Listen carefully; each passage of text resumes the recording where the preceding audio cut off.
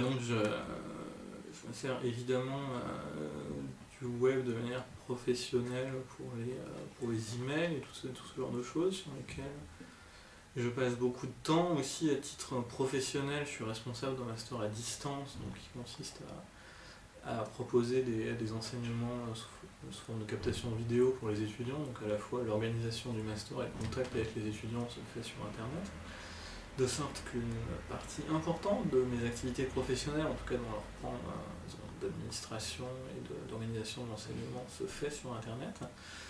Et voilà, et en ce qui concerne les activités personnelles, comme sans grande originalité, je pense, comme beaucoup de gens, c'est un des médias privilégiés pour l'accès à la culture, quoi. Donc, je fais partie des... j'ai pas de télévision, je loue pas de DVD, donc la grande partie de ma consommation culturelle se fait sur internet.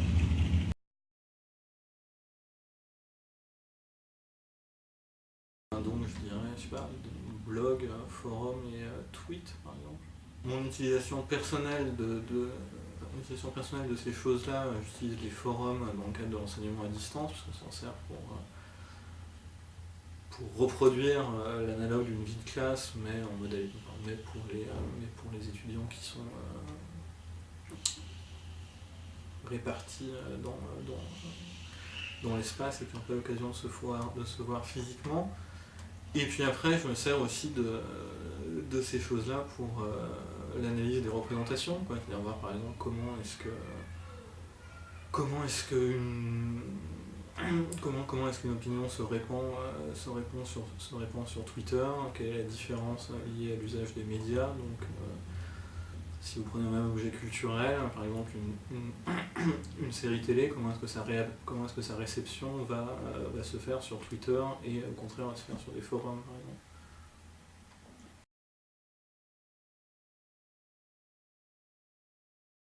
Trois espaces en ligne de débat que j'utilise.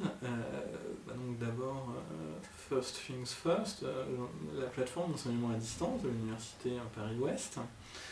Il y a un espace de forum. Donc après, évidemment, à la fois je consulte et il peut m'arriver de contribuer sur Wikipédia, qui en a un certain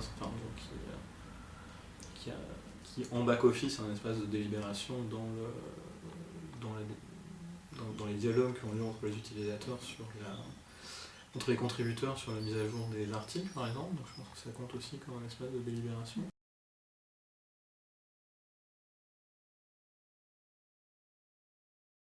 Il y a des éléments caractéristiques de la délibération en ligne qui sont la réduction des signaux non-verbaux, puisqu'on n'a pas un interlocuteur en face de soi, donc on ne sait pas quelle tête il est en train de faire, s'il est en train de faire un sourire ou une grimace, et d'autre part, pas systématiquement, mais souvent on ne connaît pas l'identité de son interlocuteur, c'est-à-dire typiquement sur un forum on parle à Schtroumpf23 et pas à quelqu'un dont on connaît l'identité et la position sociale.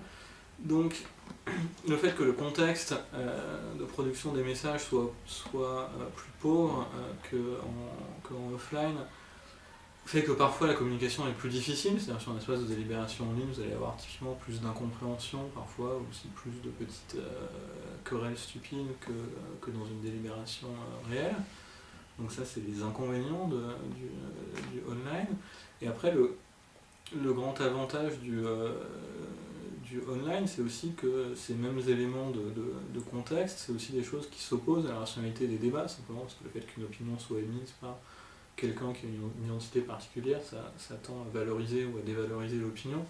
Et de la même manière, le contexte d'émission, les signaux non-verbaux conduisent les gens qui débattent à se focaliser sur d'autres choses que sur la valeur des arguments, quoi. Donc il y a aussi une vertu de rationalisation des débats liés à l'usage du online, pardon. Donc ma position personnelle là-dessus, c'est qu'en fait ça favorise la rationalité des débats.